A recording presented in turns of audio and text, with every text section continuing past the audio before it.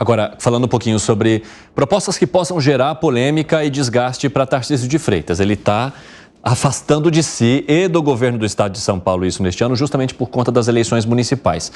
Até porque algumas pessoas que também são, né, do grupo político de Tarcísio de Freitas e que hoje têm cargos na Assembleia Legislativa estão se preparando para algumas disputas locais. Então, por exemplo, propostas mais polêmicas, como aquela que Tarcísio quer apresentar para diminuir um pouco da verba voltada para a educação, a verba obrigatória mínima, que hoje é de 30%, havia ali uma possibilidade de se reduzir para 25% e esse restante ser investido na saúde, né? Essa é uma proposta considerada muito polêmica. Quando você fala em diminuição de valor voltado para a educação no país, não só aqui no estado de São Paulo, isso aí pode gerar um debate muito intenso, principalmente em relação à oposição hoje de Tarcísio.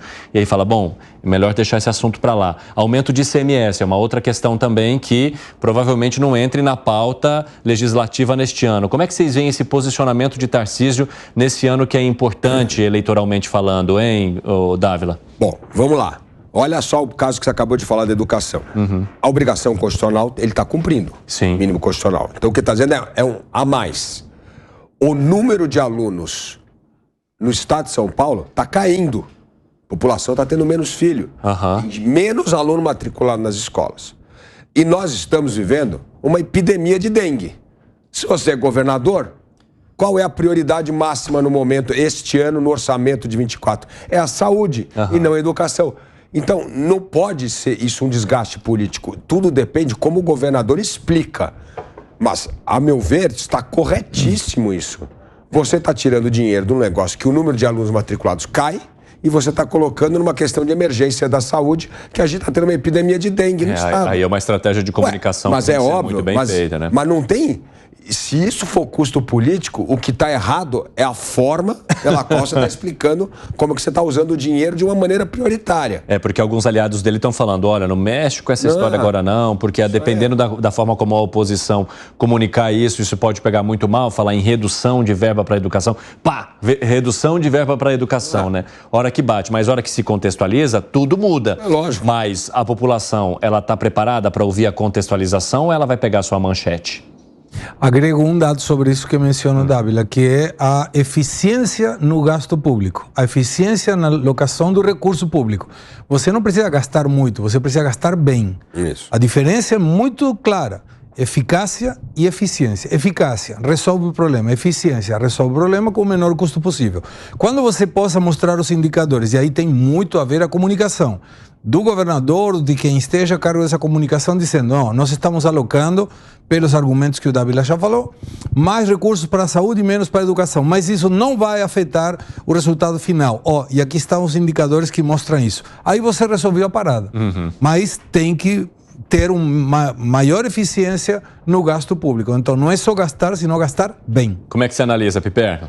Você sabe que quando, e nem estou dizendo que seja o caso dele, mas quando um político, quando um gestor público, ele não está lá muito convicto do que ele quer fazer e ele não quer arcar com esse ônus político, ele joga a culpa na repercussão que aquele fato, aquela decisão pode ter do outro lado. E eu vejo, por exemplo, repito, não estou dizendo que seja esse o caso, mas muito comum ouvir o seguinte, se o fulano faz isso, a esquerda vai lá espernear, vai fazer barulho. Ora, o papel de oposição é esse. E ela toma as posições que ela bem entende. Então, quando o governador, por exemplo, como foi o caso da privatização, da questão da privatização da Sabesp, o governador tomou a decisão de cumprir essa sua promessa de campanha, no sentido de privatizar a Sabesp. De tomar a decisão para liberar os processos aí de... Enfim, a companhia não foi efetivamente privatizada, mas está encaminhada. É óbvio que teve queixas do outro lado, um monte de crítica, gente que foi lá para o plenário da Assembleia reclamar, mas o governador estava convicto de manter aquela promessa de campanha. Muito bem. Quando algum assessor chega para ele agora e fala, olha, cuidado, porque é ano eleitoral, é um assessor medroso que não tem convicção. Eu acho que nesse caso, ele tem que cumprir o que diz a Constituição. Ela determina um percentual mínimo que tenha que ser aplicado na educação. Feito isso, eu acho que ele pode remanejar pedaços do orçamento para atender questões mais emergenciais. Temos concordância aqui, então. E outra coisa, a oposição vai bater de qualquer jeito. Exatamente. Porque se você colocou dinheiro na... Eu falo assim, tá faltando educação, não sabe priorizar a saúde. A saúde tá tendo uma epidemia, devia ter dinheiro na saúde. Se coloca na saúde, vai criticar que você está tirando da educação. Então, isso faz parte do jogo. Claro, o que o governador precisa saber é o que o Piperno falou. Qual é a prioridade? A prioridade, neste momento, em São Paulo, é sim a saúde.